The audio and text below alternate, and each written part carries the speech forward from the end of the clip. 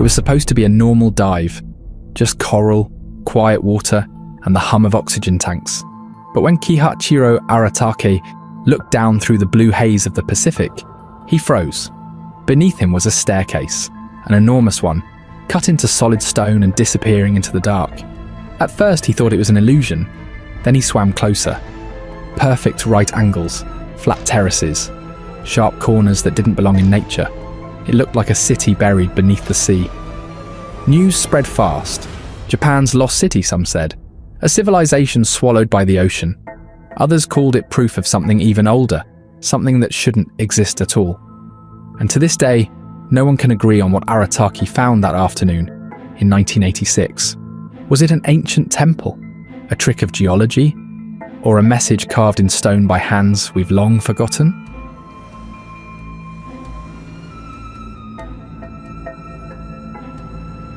The discovery beneath the waves.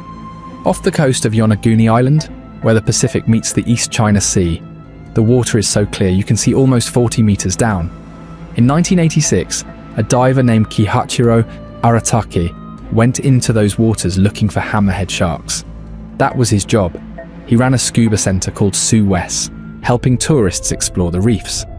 But that day, while searching for a new dive spot, he saw something that stopped him cold. The seafloor below him wasn't smooth or broken like normal rock. It was layered with steps, platforms, and sharp corners rising out of the sand. He swam closer and realised it wasn't coral at all. It looked like a staircase, a giant one, descending into the deep. 初めて僕が発見して、これは与那国の絶対宝になるからシークレットにしようということで、スタッフにもシークレット。He described flat walls, sharp edges, and terraces that appeared to have been built by hand. Each dive after that showed more, such as blocks stacked neatly, a flat plaza-like surface, and angles that formed perfect right corners. At its largest section, the structure stretched about 150 meters long and 40 meters wide, rising nearly 27 meters from the seabed. The way the stone layers stepped upward gave it the look of a pyramid, only this one was under the sea. For weeks, Aratake kept the secret to himself. But after showing the photographs, the story spread across the island like wildfire. Soon, divers arrived from other islands. They came up describing the same thing. Terraces too straight, walls too smooth, and edges too sharp to be random. Some said it felt like swimming over a temple. Others said it looked like the ruins of a city that had been swallowed whole. That's when the scientists came.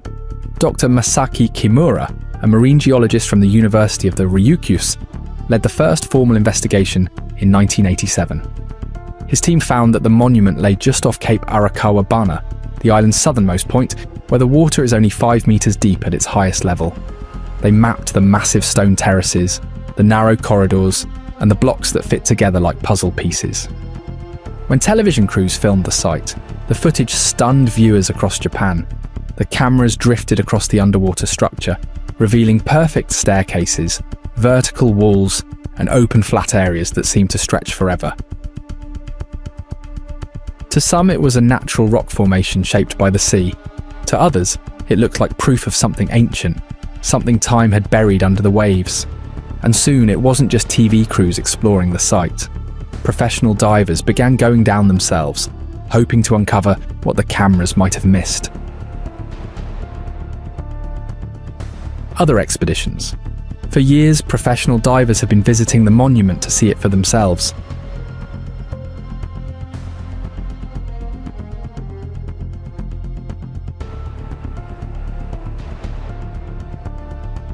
Ken Shindo, a veteran photojournalist who spent weeks photographing the site for Kyodo Tsushin news agency, said, "Some people say it's a work of nature, but they haven't spent time on it like I have. I'm absolutely certain it's man-made." Another diver, Kenzo Watanabe, recalled feeling overwhelmed when he first saw it. こんだけ平らなものとか直角な壁を見るとどうしても自然にできたものとは思えないので、これをどうやって作ったんだろうとか、昔の人は何を思ってこういうことをしたんだろうとかっていうのをこう考えさせられるような雰囲気っていうのはすごい神秘的。As more divers explored the site, they started giving names to the structures they found. There was a loop road, a 6-meter wide passage curving around the base of the monument, turning at almost perfect right angles. There were what looked like platforms and pillars, some standing several meters tall, and long corridors that seemed to connect one area to another. But the most striking part of all was what many began calling the Grand Stairway. It descended from the shallower terraces into deep blue shadow, a wide set of steps dropping in precise, even layers. Divers said it felt like walking down into the ruins of another world. Dr. Masaki Kimura's team believed they could see signs of human craftsmanship, including straight, tool-like cuts, possibly made with wedge-shaped instruments once used in ancient Japan. He even proposed that the main structure might have once been part of a city, complete with roads, canals and smaller buildings around it. Every new dive seemed to uncover another shape too symmetrical to explain away. Parallel walls ran side by side for several meters. Sharp corners met at perfect 90-degree angles. Wide plazas appeared at the top of the terraces, smooth as if leveled by hand. By the mid-1990s, the Yonaguni monument had gone from a local curiosity to a national obsession. To some, it was still just an odd geological site shaped by currents and time. But to many of those who had seen it with their own eyes, it felt like something else, entirely. But seeing it wasn't enough. Someone had to measure it, map it, and prove what it really was. Mapping the monument. Dr. Masaki Kimura's team began the first structured survey in 1992. Working through the university's submarine research group, Kimura organised a detailed study using scuba dives and sonar scans. Over time, he personally completed more than 100 dives, sketching, photographing, and measuring every sharp edge and flat surface. Using CBAT sonic mapping, his group produced the first three-dimensional model of the site. The results revealed a structure that resembled a rock formation more than a pyramid complex, measuring approximately 270 meters in length, 120 meters in width, and rising 25 meters from the seabed. Kimura described terraces, walls, and steps carved into solid sandstone, aligned with what looked like careful precision. His measurements showed right angles, geometric layers, and even parallel walls that seemed to wrap around the structure like the base of an ancient city. The deeper his team went, the more the formation began to resemble architecture rather than geology. Then came the carvings. In 1998, divers recovered a black shale stone tablet from beneath a large corner rock, about 23 meters below the surface. On it were two clear symbols, one that looked like a cross and another shaped like the letter V. Kimura wrote that the lines were too straight and deliberate to be accidental. Around the same time, divers began to report animal figures carved directly into the bedrock. Two shapes resembling giant turtles were found near the upper terrace, and another rock nearby carried the outline of a four-legged creature, possibly a wild boar. Even stranger, about a kilometre east of the main monument, a tall stone figure with a carved face and round eyes was found standing upright in the sand. It reminded divers of the Moai statues of Easter Island. Other divers described doorways and archways, narrow passages that felt like tunnels leading from one chamber to another. As underwater cameras advanced, teams captured footage of terraces, stairs, and spiral steps that seemed too perfect for nature alone. Important trade routes. Either rising sea levels or earthquakes eventually. Over the next decade, more documentaries followed, including one titled Japan's Mysterious Pyramids. The shows featured close-up footage of divers swimming through archways and over massive steps that looked eerily deliberate. By the early 2000s, thousands of photographs and hours of footage had been collected. Each new dive added more strange details. A sharp corner here, a straight wall there, a faint carving that looked almost like a symbol. The site had become not just a dive location, but a living mystery, one that seemed to grow more complex every time someone went below. But with every new photo, one idea started gaining serious attention.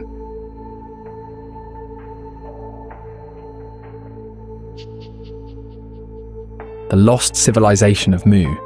When divers first shared photos of the Yonaguni monument, people didn't see just rock. They saw a message from another world. Massive staircases, straight edges, and clean lines buried deep beneath the sea. For many, it felt impossible that nature alone could have sculpted something so precise. Within months, a single name began circulating through newspapers, television programs, and online forums. Mu. The word alone carried the weight of legend.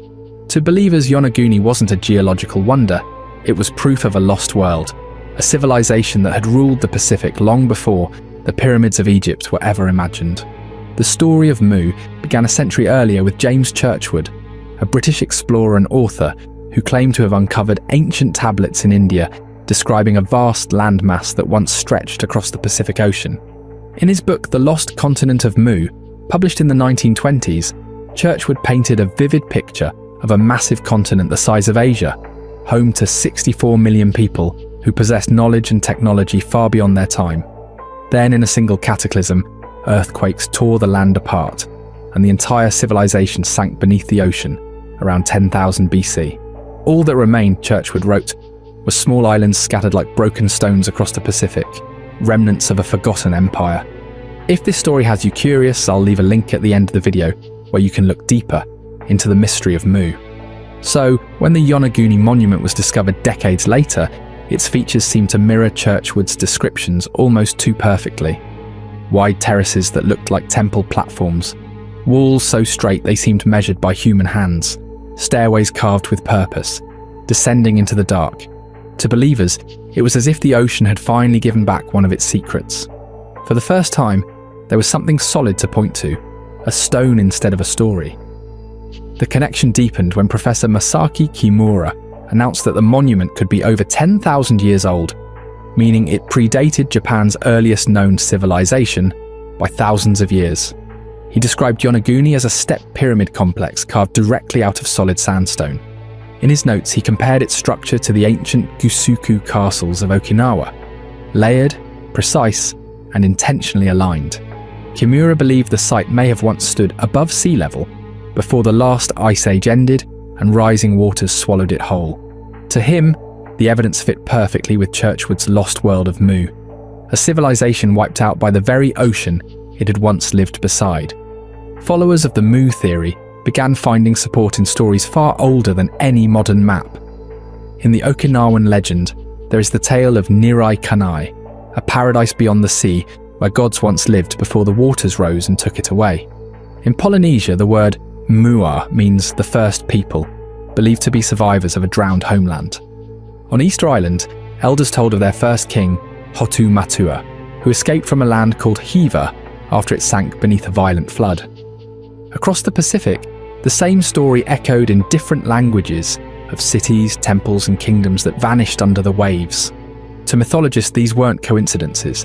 They were fragments of collective memory, evidence passed down through oral tradition that humans once witnessed something immense, a civilization erased not by war but by nature itself. Even Nan Madol in Micronesia, a city of basalt blocks rising from the sea, was said to have been built by refugees who fled Mu after the Great Flood. Some claim the builders of Yonaguni were those same survivors, carrying their sacred architecture across islands, trying to rebuild what they had lost.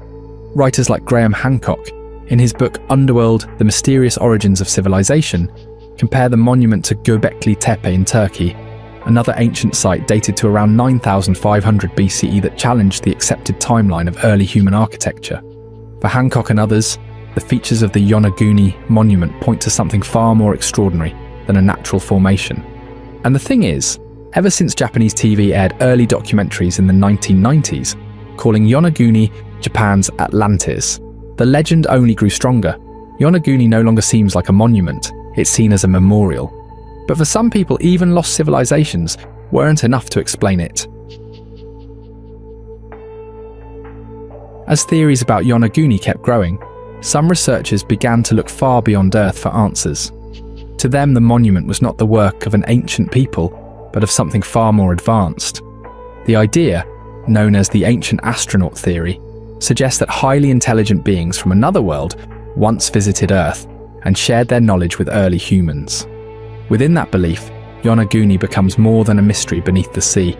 It becomes possible proof of contact between our planet and something not of it. Supporters of this view often start with the monument's scale.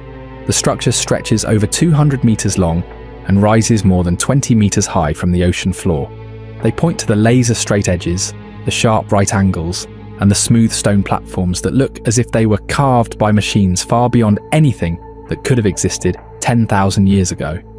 To these believers, such precision is not random erosion. It is evidence of technology that ancient humans could never have built on their own. Some say the monument was shaped by extraterrestrial tools, while others think it was constructed by early humans, who were taught by visitors from the stars. Writers and fringe theorists compare Yonaguni to other places that seem to break the limits of early engineering.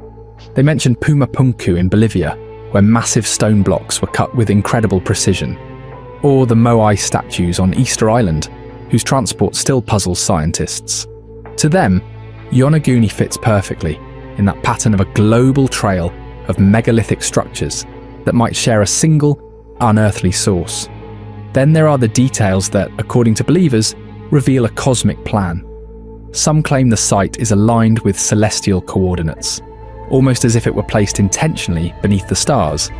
Calculations suggest that around 10,000 years ago, when sea levels were lower, Yonaguni sat close to the Tropic of Cancer, a position that might have had astronomical meaning. Researchers who have studied the monument's shape have pointed to the wide flat terraces and funnel-like depressions on its surface, calling them possible landing zones or markers.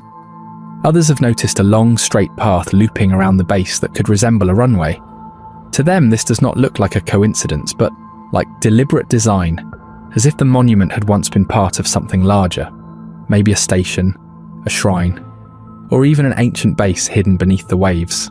But not everyone thinks Yonaguni was meant for landing anything. Some believe its purpose was far more spiritual. Some more researchers believe the Yonaguni monument might have been more than a city or settlement. They see it as a sacred complex, a place built for ritual and ceremony before it sank beneath the sea. According to this interpretation, the monument once stood on dry land thousands of years ago, possibly during the last ice age, when sea levels were much lower. Cultural historians think it could have served as a ceremonial centre for early Japanese or Ryukyuan people, who often built sacred sites where the land met the ocean. The monument's structure looks strikingly similar to the Gusaku sites found on land in Okinawa, which were part temple, part fortress, and were used for both worship and gathering. Several of the monument's features strengthen the ceremonial theory. Those reports from divers about what appear to be stairways, archways, and long corridors that connect multiple levels are said to be very similar to the pathways of a temple complex.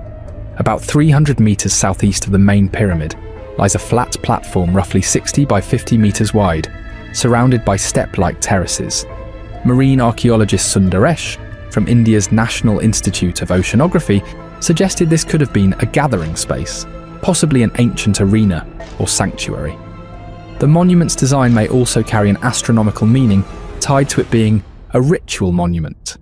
Geologist Robert Schoch, who studied the site, supported earlier calculations by writer Graham Hancock, suggesting that when the monument stood above water around 10,000 years ago, Yonaguni Island lay very close to the Tropic of Cancer.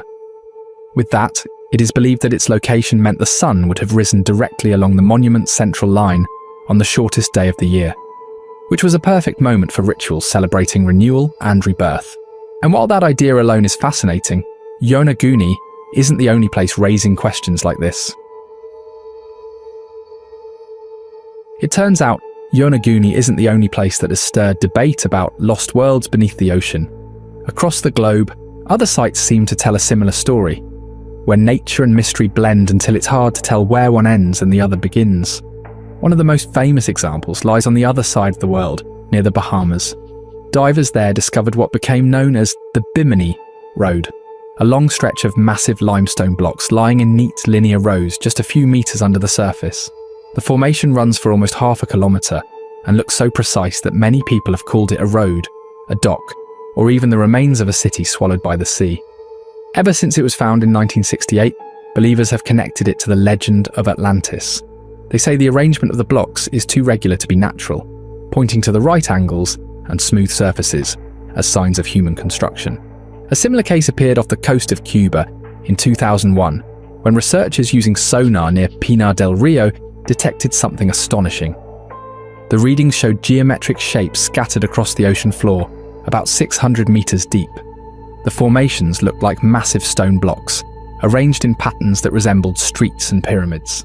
The discovery came from a joint project between the Advanced Digital Communications Company of Cuba and a team of Canadian scientists led by engineer Paulina Zelitsky. When they sent down a remotely operated submersible to capture images, the footage seemed to show square and circular structures that looked like foundations. Both the Bimini Road and the Cuban underwater city share a strange link with Yonaguni. In each case, what began as a scientific investigation slowly drifted into the realm of legend. When you look at all those images side by side, you can't help but notice how strange they look. The same sharp edges, the same impossible geometry. It makes you wonder whether Yonaguni is part of a much larger pattern hiding beneath the ocean. Still, some experts believe there's a much simpler answer hiding beneath all the mystery. What if all these sites have nothing to do with lost civilizations at all?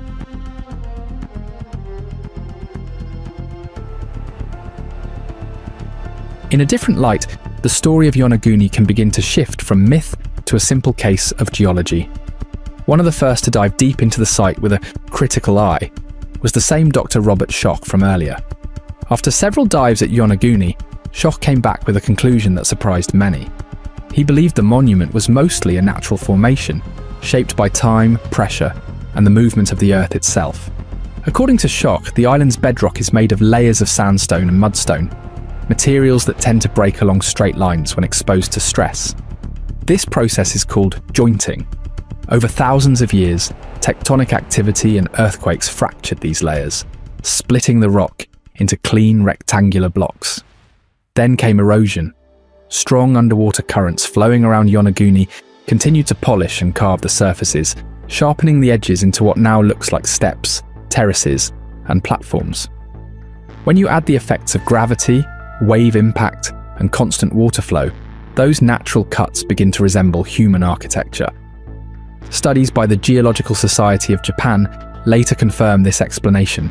Their surveys showed that Yonaguni's rock layers run parallel to the seafloor and fracture cleanly at right angles. Even the so-called staircases and walls matched the direction of those fractures. When viewed from above, the monument's symmetry seemed remarkable. But up close, the surfaces were rough, uneven, and far too inconsistent for a real, man-made building.